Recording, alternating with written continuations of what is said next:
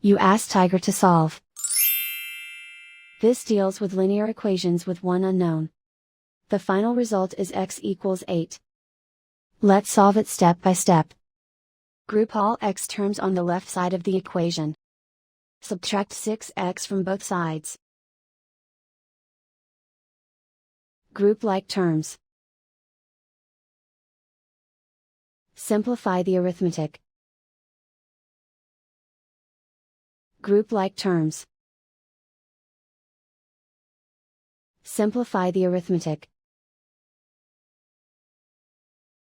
Group all constants on the right side of the equation. Subtract 29 from both sides. Simplify the arithmetic.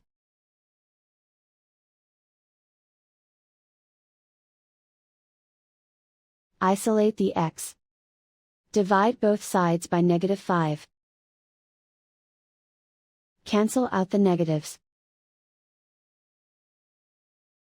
Simplify the fraction. Cancel out the negatives. Find the greatest common factor of the numerator and denominator. Factor out and cancel the greatest common factor. And so the final result is x equals 8.